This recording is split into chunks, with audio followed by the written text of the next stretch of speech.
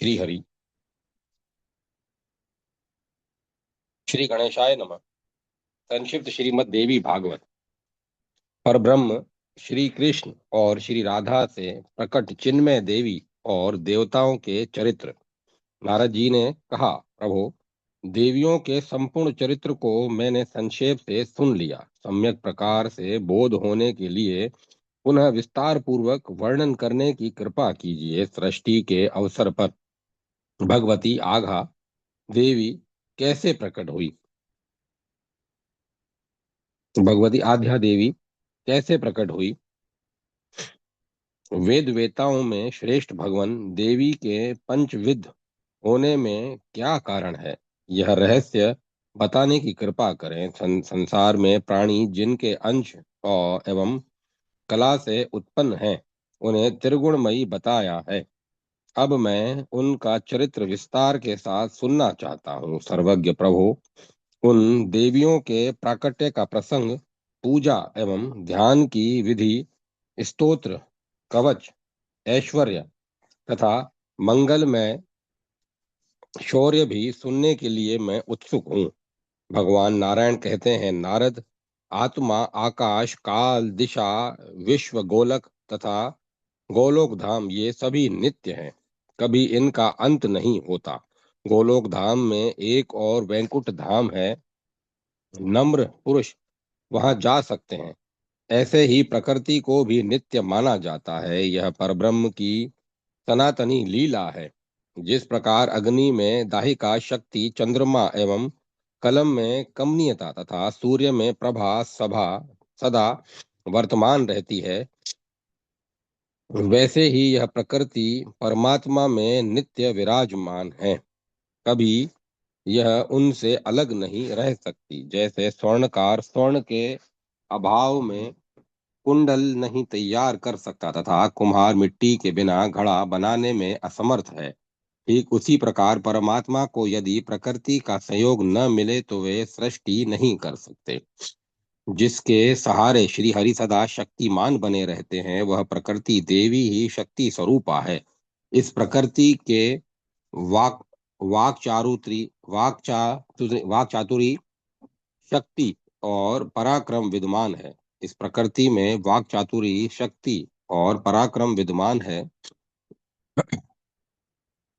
परमात्मा में भी ये तीन ये इन गुणों का सन्निवेश करा देती है। अतएव इसे शक्ति देवी कहते हैं। ज्ञान, समृद्धि, संपत्ति, यश, बल और ऐश्वर्य से परिपूर्ण होने के कारण इसका नाम भगवती शक्ति हुआ है। यह ऐश्वर्यमयी देवी कभी तिरोहित नहीं होती। परमात्मा सदा इस भगवती प्रकृति के साथ विराजमान रहते हैं। अतएव इन्हें भी भगवान की उपाधि सुलभ है। ये सर्वतंत्र स्वतंत्र प्रभु साकार और निराकार भी हैं। इनका निराकार रूप परम तेजोमय है। योगी पुरुष सदा उसका ध्यान करते हैं। साथ ही कहते हैं कि परब्रह्म और ईश्वर एक है। इनका विग्रह परम आनंद में है। इनको कोई नहीं देख पाता और ये सबको देखते हैं। ये सर्वज्ञ, सर्व कारण, सर्वदा और सर्वरूप हैं। वैष्णव जन इनको प्रणाम करते हैं। इनका कथन है, इन पर परम तेजस्वी ब्रह्म के सिवा अन्य किसका तेज है? ये ब्रह्म परम तेजो में मंडल के मध्य भाग में विराजते हैं। ये स्वेच्छा में सर्वरूप और संपूर्ण कारणों के भी कारण है। सब इन्हें साकार रूप से प्रकट होने की इच्छा जब इन्हें साकार रूप से प्रकट होने की इच्छा हुई, तब इन्होंने अत्यंत सुंदर एवं मन को मुग्ध कर देने वाला दिव्य रूप प्रकट कर दिया। इन इनकी किशोर अवस्था है। ये शांत स्वभाव और इनके सभी अंग परम सुंदर हैं।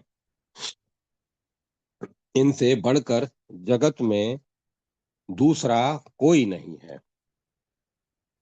इनका श्याम विग्रह नवीन मेघ की कांति का परम धाम है। इनके विशाल नेत्र शरत काल के मध्याह्न में खिले हुए कमलों की शोभा को छीन रहे हैं। मोतियों की शोभा को तुच्छ करने वाली इनकी सुंदर दंत पंक्ति है। मुकुट में मोर की पांख सुशोभित है।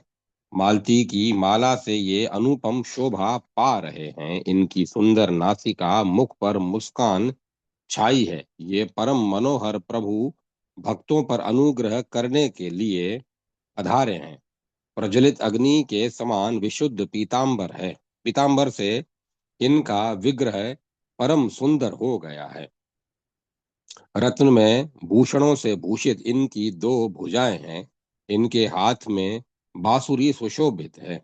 ये सबके आश्रय, सबके स्वामी, संपूर्ण शक्तियों से युक्त एवं सर्वव्यापी पूर्ण पुरुष हैं। समस्त ऐश्वर्य प्रदान करना इनका स्वभाव ही है। ये परम स्वतंत्र एवं संपूर्ण मंगल के भंडार हैं। इन्हें सिद्धि, सिद्धेश, सिद्धि कारक तथा परिपूर्णतम ब्रह्म कहा जाता है। इन देवादिदेव सनातन प्रभु का वैष्णव पुरुष निरंतर ध्यान करते हैं। इनकी कृपा से जन्म, मृत्यु, जरा, व्याधि, शोक और भय सब प्रभाव रहित हो जाते हैं। ब्रह्मा की आयु इनकी एक निमेश की तुलना में है। ये ही वे ही ये परमात्मा परब्रह्म श्री कृष्ण कहलाते हैं। कृषि तद भक्ति परक है और न का अर्थ है तद दास्य। अतः भक्ति और दास्य भाव देने की जिनमें योग्यता है वे कृष्ण कहलाते हैं। कृषि सर्वार्थवाचक है, न से बीज अर्थ की उपलब्धि होती है। अतः इनको आदि सृष्टा मानते हैं। ये अकेले ही सृष्टि करने के विचार में थे। इन्हीं के अंश काल ने इनको इस कार्य में उन्मुख कर रखा था।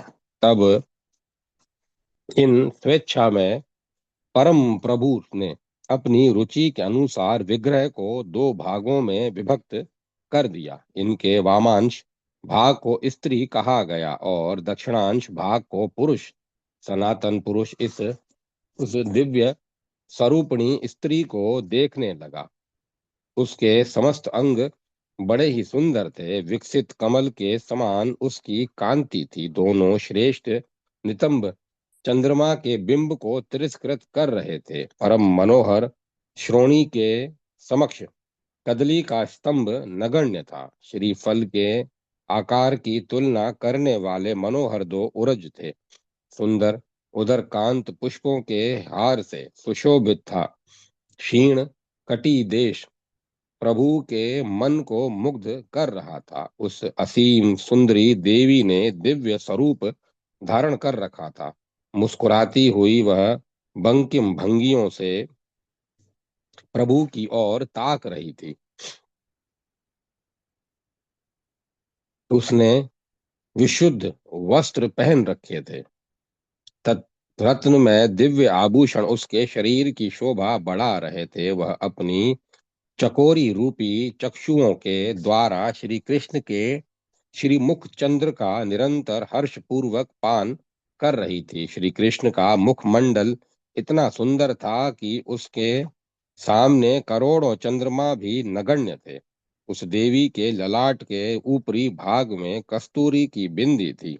नीचे चंदन की छोटी छोटी बिंदियां थी। साथ ही मध्य ललाट में सिंदूर की बिंदी भी शोभा पा रही थी। प्रेमी जन के चित्त को आकर्षित करने वाली उस देवी के केश घुंघराले थे। मालती के पुष्प का सुंदर हार उसे सुशोभित कर रहा था। करोड़ों चंद्रमाओं की प्रभा से सुप्रकाशित परिपूर्ण शोभा से इस देवी का श्री विग्रह संपन्न था। यह अपनी चाल से राजहंस और गजराज के गर्व को नष्ट कर रही थी। श्री कृष्ण परम रसिक एवं रास के स्वामी हैं। उस देवी को देखकर रास के उल्लास में उल्सित हो वे उसके साथ रास मंडल में पधारे। रास आरंभ हो गया। उनके अनेक प्रकार की सजावट हो रही थी, मानो स्वयं श्रृंगार ही मूर्तिमान होकर उपस्थित हो। ब्रह्मा के पूरे एक दिन तक सुख संभोग होता रहा। तत्पश्चात जगत पिता श्री कृष्ण को कुछ श्रम आ गया। उत्तम व्रत का पालन करने वाले नारद रास क्रीड़ा हो जाने पर श्रमित हो जाने के कारण अथवा श्री कृष्ण के असह्य तेज से उस देवी के शरीर से दिव्य प्रस्वेद बह चला। उस समय जो श्रम जल था वह समस्त विश्व गोलोक बन गया। वह समस्त विश्व गोलक बन गया, निश्वास वायु रूप से परिणत हो गया, जिसके आश्रय से सारा जगत वर्तमान है। संसार में जितने सजीव प्राणी हैं उन सब के भीतर उस वायु का निवास है। फिर वायु मूर्तिमान हो गया, उसके वामंग से प्राणों के समान प्यारी स्त्री प्रकट हो गई। उससे 5 पुत्र हुए जो प्राणियों के शरीर में रहकर पंच प्राण कहलाते हैं। उसके नाम है प्राण, अपान, समान, उदान और व्यान। यूं 5 वायु और उनके पुत्र 5 प्राण हुए। पसीने के रूप में जो जल बहा था वही जल के अधिष्ठाता देव वरुण हो गए। वरुण के बाएं अंग से उनकी पत्नी प्रकट हो आई। उस समय श्री कृष्ण की वह चिन्मयी शक्ति उनकी कृपा से गर्भ स्थिति का अनुभव करने लगी, तो मनवंतर तक ब्रह्म तेज से उसका शरीर देदीप्यमान बना रहा। श्री कृष्ण के प्राणों पर उस देवी का अधिकार था। श्री कृष्ण प्राणों से भी बढ़कर उससे प्यार करते थे। वह सदा उनके साथ रहती थी। श्री कृष्ण का वक्ष स्थल ही उसका स्थान था। 100 मनवंतर का समय व्यतीत हो जाने पर उसने एक स्वर्ण के समान प्रकाशमान बालक उत्पन्न किया। उसमें विश्व को धारण करने की समुचित योग्यता थी, किंतु उसे देखकर उस देवी का हृदय दुख से संतप्त हो उठा। उसने उस बालक को ब्रह्मांड गोलक के अथाह जल में छोड़ दिया।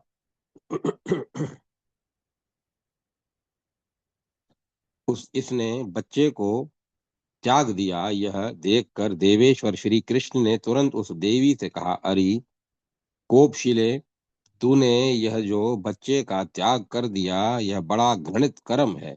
इसके फलस्वरूप तू आज से संतानहीना हो जा। यह बिल्कुल निश्चित है। यही नहीं किंतु तेरे अंश से जो जो दिव्य स्त्रियां होंगी वे सभी तेरे समान ही नूतन तारुण्य से संपन्न रहने पर भी संतान का मुख नहीं देख सकेंगी। इतने में उस देवी की जीभ के अग्रभाग में से सहसा एक परम मनोहर कन्या प्रकट हो गई। उसके शरीर का वर्ण शुक्ल था। वह श्वेत वर्ण का ही वस्त्र धारण किए हुए थी।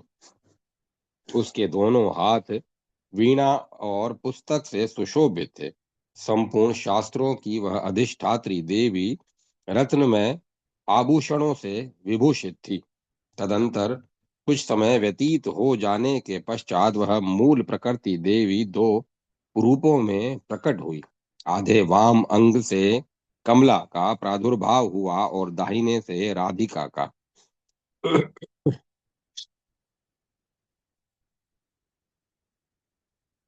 उसी समय श्री कृष्ण भी 2 रूप हो गए। आधे दाहिने अंग से स्वयं द्विभुज विराजमान रहे और बाएं अंग से 4 भुजा वाले विष्णु का आविर्भाव हो गया।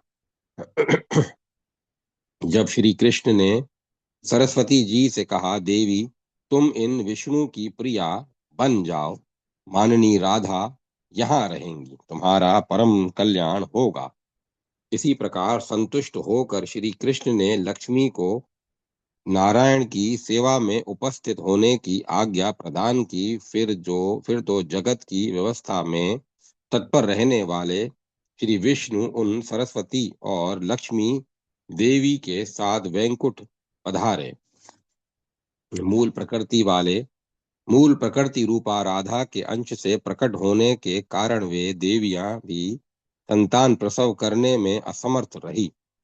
फिर नारायण के अंग से 4 भुजा वाले अनेक पार्षद उत्पन्न हुए।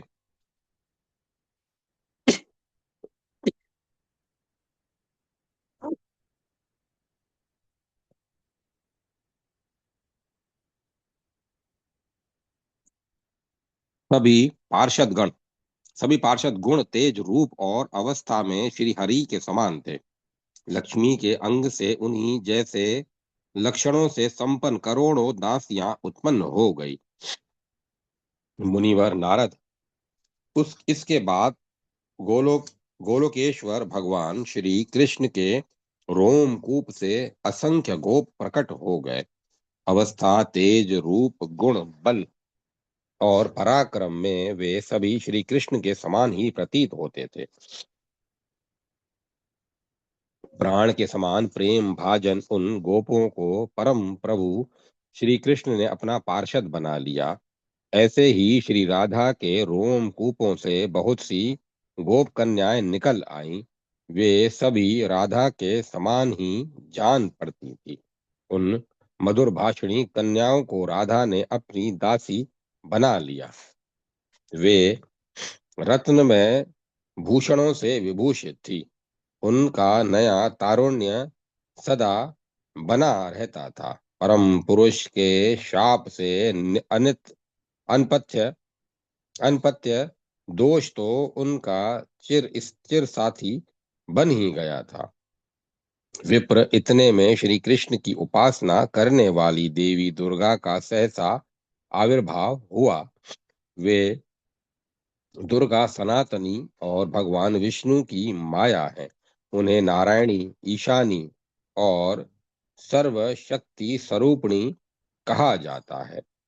ये परमात्मा श्री कृष्ण की बुद्धि की अधिष्ठात्री देवी हैं। संपूर्ण देवियां इन्हीं से प्रकट होती हैं। अतएव इन ईश्वरी को मूल प्रकृति कहते हैं। इनमें कोई भी अंश अधूरा नहीं है। इन तेज स्वरूपिणी देवी में तीनों गुण विद्यमान हैं। तपाए हुए स्वर्ण के समान इनका वर्ण है। ये ऐसी प्रतिभा वाली हैं मानो करोड़ों सूर्य चमक रहे हों। इनके मुख पर मंद मंद मुस्कुराहट छाई रहती है। ये हजारों भुजाओं से सुशोभित हैं।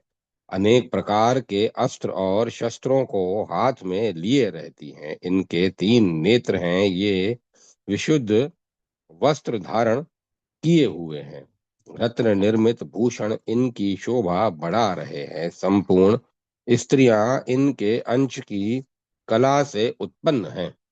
इनकी माया जगत के समस्त प्राणियों को मोहित करने में समर्थ है। ग्रस्त कामी पुरुषों को ये संपूर्ण ऐश्वर्य प्रदान करती हैं। इनकी कृपा से भगवान श्री कृष्ण में भक्ति उत्पन्न होती है। विष्णु के उपासकों के लिए ये भगवती वैष्णवी है। मुमुक्षु जनों को मुक्ति प्रदान करना और सुख चाहने वालों को सुखी बनाना इनका स्वभाव है। स्वर्ग लक्ष्मी और ग्रस्तों के घर गृह लक्ष्मी के रूप में ये विराजती हैं। तपस्वियों के पास तपस्या रूप से, राजाओं के यहाँ श्री रूप से, अग्नि में दाही का रूप से, सूर्य में प्रभा रूप से और तथा चंद्रमा एवं कमल में शोभा रूप से इन्हीं की शक्ति शोभा पा रही है। सर्वशक्ति स्वरूपा ये देवी परमात्मा श्री कृष्ण के पास विराजमान रहती हैं। इनका सहयोग पाकर आत्मा में कुछ करने की योग्यता प्राप्त होती है। इन्हीं से जगत शक्तिमान माना जाता है। इनके बिना प्राणी जीते हुए भी मृतक के समान है। नारद, ये सनातनी देवी संसार रूपी वृक्ष के लिए बीज स्वरूपा है। स्थिति, बुद्धि, फल, क्षुधा, पिपासा, दया, निद्रा, तंद्रा, क्षमा, मति, शांति, लज्जा, तुष्टि, पुष्टि, कांति, भ्रांति आदि सभी इन दुर्गा के ही रूप हैं। ये देवी सर्वेश्वर श्री कृष्ण की स्तुति करके उनके सामने विराजमान हुई और आदिकेश्वर श्री कृष्ण इन्हें एक रत्न में सिंहासन प्रदान किया। राधिकेश्वर श्री कृष्ण ने इन्हें एक रत्न में सिंहासन प्रदान किया। महामुने, इतने में चतुर्मुख ब्रह्मा इनकी अपनी शक्ति के साथ वहां पधारे। विष्णु के नाभि कमल से निकलकर उनका पधारना हुआ था। ज्ञानियों में श्रेष्ठ परम तपस्वी श्रीमान ब्रह्मा अपने हाथ में कमंडलू लिए हुए थे। ब्रह्म तेज से उनका शरीर दिदीप्यमान हो रहा था। अपने चारों मुखों से वे भगवान श्री कृष्ण की स्तुति करने लगे। उस समय सैकड़ों चंद्रमाओं के समान प्रभावशाली उनकी परम सुंदरी शक्ति चिन्मय वस्त्र एवं रत्न निर्मित भूषणों से अलंकृत होकर सर्व कारण श्री कृष्ण की स्तुति करके पति देव के साथ श्री कृष्ण के सामने रत्न में सिंहासन पर प्रसन्नता पूर्वक बैठ बैठ गई। इसी समय भगवान श्री कृष्ण के दो रूप हो गए। उनका आधा बायां अंग महादेव के रूप में परिणित हो गया। दक्षिण अंग से गोपीपति श्री कृष्ण रह गए। महादेव की कांति ऐसी थी मानो शुद्ध स्फटिक मणि हो।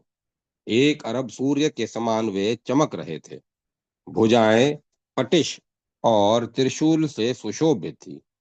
वे बागंबर पहने हुए थे। तपाए हुए स्वर्ण के सदृश उनके वर्ण की आभा थी। सिर पर जटाओं का भार छवि बढ़ा रहा था। वे शरीर में भस्म लगाए हुए थे। मस्तक पर चंद्रमा की शोभा हो रही थी। मुखमंडल मुस्कान से भरा था। नीले कंठ से शोभा पाने वाले ये वे शंकर दिगंबर वेश में थे। सर्पों ने भूषण बनकर उन्हें भूषित कर रखा था। उनके दाहिने हाथ में रत्नों की बनी हुई सुसंस्कृत माला सुशोभित थी।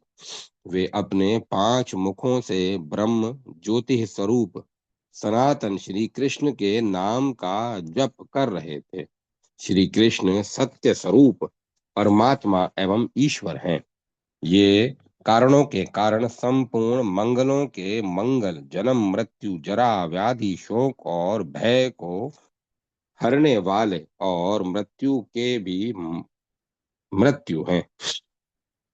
अतएव इन्हें मृत्युंजय भी कहा जाता है। महाभाग शंकर इनकी स्तुति करके सामने रखे हुए रत्न में सुरमय सिंहासन पर विराज गए।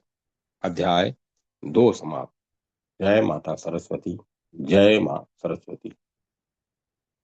परिपूर्णतम श्री कृष्ण और चिन्मयी श्री राधा से प्रकट विराट स्वरूप बालक का वर्णन। भगवान नारायण कहते हैं, नारद, तदंतर वह बालक जो केवल अंडाकार था, ब्रह्मा की आयु पर्यंत समय तक ब्रह्मांड गोलों के जल में रहा। फिर समय पूरा हो जाने पर वह सहसा 2 रूपों में प्रकट हो गया। एक अंडाकार ही रहा और एक शिशु के रूप में परिणत हो गया। उस शिशु की ऐसी कांति थी मानो 100 करोड़ सूर्य एक साथ प्रकाशित हो रहे हो। माता का दूध न मिलने के कारण भूख से पीड़ित होकर वह कुछ समय तक रोता रहा। माता पिता उसे त्याग चुके थे। वह निराश्रय होकर जल के अंदर समय व्यतीत कर रहा था। जो असंख्य ब्रह्मांड का स्वामी है, उसने अनाथ की भांति आश्रय पाने की इच्छा से ऊपर की ओर दृष्टि दौड़ाई।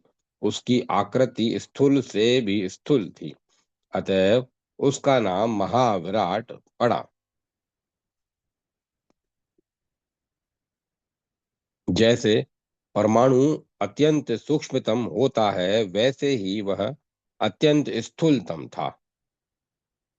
वह बालक तेज में परमात्मा श्री कृष्ण के 16वें अंश की बराबरी कर रहा था। परमात्मा स्वरूपा प्रकृति संज्ञक राधा के से उत्पन्न यह महान विराट बालक संपूर्ण विश्व का आधार है। यही महाविष्णु कहलाता है। इसके प्रत्येक रोमकूप में जितने विश्व हैं, उन सब की संख्या का पता लगाना श्री कृष्ण के लिए भी असंभव है। वे भी उन्हें स्पष्ट बता नहीं सकते, जैसे जगत के रजकण को कभी नहीं गिना जा सकता, उसी प्रकार उस शिशु के शरीर में कितने ब्रह्मा और आदि विष्णु आदि हैं, यह नहीं बताया जा सकता। प्रत्येक ब्रह्मांड में ब्रह्मा, विष्णु और शिव विद्यमान हैं। पाताल से लेकर ब्रह्म लोक तक अगणित अनगिनत ब्रह्मांड बताए गए हैं। अतः उनकी संख्या कैसे निश्चित की जा सकती है? ऊपर वैकुंठ लोक है, यह ब्रह्मांड से बाहर है। इसके ऊपर 50 करोड़ योजन के विस्तार में गोलोक धाम है। श्री कृष्ण के समान ही यह लोक भी नित्य और चिन्मय सत्य स्वरूप है। पृथ्वी 7 द्वीपों से सुशोभित है। 7 समुद्र इनकी इसकी शोभा बढ़ा रहे हैं। 49 छोटे छोटे द्वीप हैं। पर्वतों और वनों की तो कोई संख्या ही नहीं है। सबसे ऊपर 7 स्वर्ग लोक हैं। ब्रह्मलोक भी इन्हीं में सम्मिलित है। नीचे 7 पाताल हैं। यही ब्रह्मांड का परिचय है। पृथ्वी से ऊपर भूवर लोक, उससे परे पृथ्वी से ऊपर भूर लोक, उससे परे भूवर लोक, भूवर लोक से परे स्वर लोक, उससे परे जनलोक, जनलोक से परे तपोलोक, तपोलोक से परे सत्यलोक और सत्यलोक से परे ब्रह्मलोक है। ब्रह्मलोक ऐसा प्रकाशमान है, मानो तपाया हुआ सोना चमक रहा हो। ये सभी कृत्रिम है। कुछ तो ब्रह्मांड के भीतर है और कुछ बाहर। नारद, ब्रह्मांड के नष्ट होने पर ये सभी बाहर वे ब्रह्मांड के नष्ट होने पर ये सभी नष्ट हो जाते हैं, क्योंकि पानी के बुलबुले की भांति यह सारा जगत अनित्य है। गोलोक और वैकुंठ लोक को नित्य, अविनाशी एवं अकृत्रिम कहा गया है। उस विराट में बालक के प्रत्येक रोमकूप में असंख्य ब्रह्मांड निश्चित रूप से विराजमान है। एक एक ब्रह्मांड में अलग अलग ब्रह्मा, विष्णु और शिव है। बेटा नारद, देवताओं की संख्या 3 करोड़ है। ये सर्वत्र व्याप्त है। दिशाओं के स्वामी, दिशाओं की रक्षा करने वाले तथा ग्रह एवं नक्षत्र सभी इसमें सम्मिलित हैं। भूमंडल पर 4 प्रकार के वर्ण हैं। नीचे नागलोक है। चर और अचर सभी प्रकार के प्राणी उस पर निवास करते हैं। नारद, तदंतर वह विराट स्वरूप बालक बार बार ऊपर दृष्टि दौड़ाने लगा। वह गोलाकार पिंड बिल्कुल खाली था। दूसरी कोई भी वस्तु वहां नहीं थी। उसके मन में चिंता उत्पन्न हो गई। भूख से आतुर होकर वह बालक बार बार रुदन करने लगा। फिर जब उसे ज्ञान हुआ, तब उसने परम पुरुष श्री कृष्ण का ध्यान किया। तब वही उसे सनातन ब्रह्म ज्योति के दर्शन प्राप्त हुए। वे ज्योतिर्मय श्री कृष्ण नवीन मेघ के समान श्याम थे। उनके 2 भुजाएं थी। उन्होंने पीतांबर पहन रखा था। उनके हाथ में मुरली शोभा पा रही थी। मुखमंडल मुस्कान से भरा था। भक्तों पर अनुग्रह करने के लिए वे कुछ व्यस्त से जान पड़ते थे। पिता परमेश्वर को देखकर वह बालक संतुष्ट होकर हंस पड़ा। फिर तो वर के आदि देवता श्री कृष्ण ने समय अनुसार उसे वर दिया। कहा, बेटा, तुम मेरे समान ज्ञानी बन जाओ। भूख और प्यास तुम्हारे पास न आ सके। प्रलय पर्यंत यह असंख्य ब्रह्मांड तुम पर अवलंबित रहे। तुम निष्कामी, निर्भय और सबके लिए वरदाता बन जाओ। जरा, मृत्यु, रोग और शोक आदि तुम्हें कष्ट न पहुंचा सके। यूं कहकर भगवान श्री कृष्ण ने उस बालक के कान में 3 बार षडाक्षर महामंत्र का उच्चारण किया। यह उत्तम मंत्र वेद का प्रधान अंग है। आदि में ओम का स्थान है, बीच में चतुर्थी विभक्ति के साथ कृष्ण, ये दो अक्षर हैं। अंत में अग्नि की पत्नी स्वाहा सम्मिलित हो जाती है। इस प्रकार ओम कृष्णाय स्वाहा यह मंत्र का स्वरूप है। इस मंत्र का जप करने से संपूर्ण विघ्न टल जाते हैं। ब्रह्मपुत्र नारद मंत्रोपदेश के पश्चात परम प्रभु श्री कृष्ण ने उस बालक के भोजन की जो व्यवस्था की वह तुम्हें बताता हूँ, सुनो।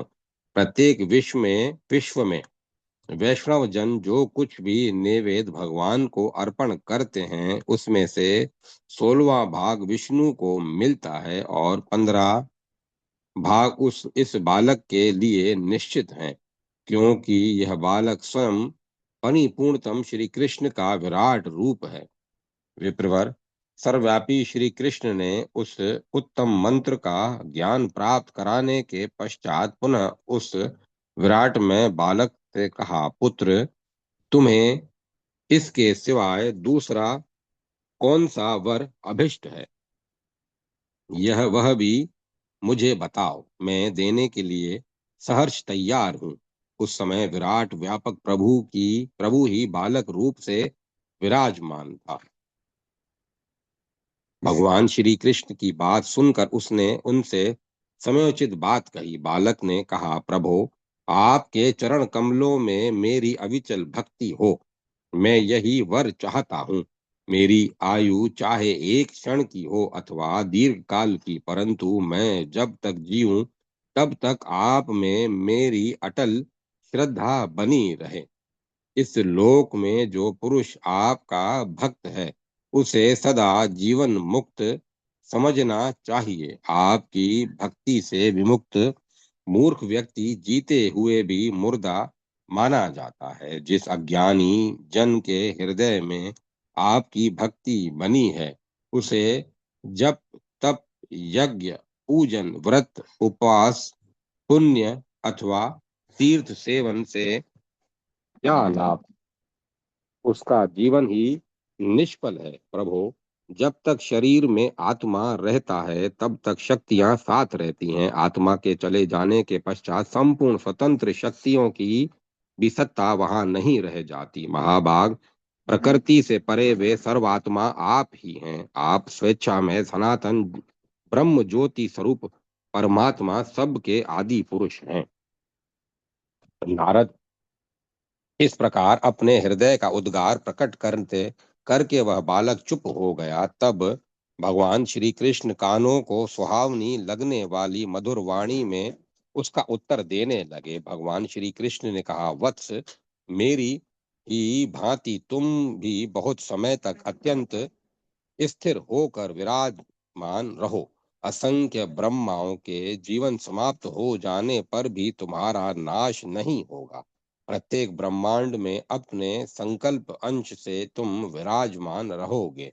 तुम्हारे नाभि कमल से विश्व सृष्टा ब्रह्मा प्रकट होंगे। ब्रह्मा के ललाट से 11 रुद्रों का आविर्भाव होगा।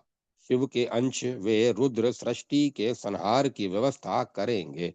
इन 11 रुद्रों में कालाग्नि नाम से जो प्रसिद्ध है वे ही रुद्र विश्व के संहारक होंगे।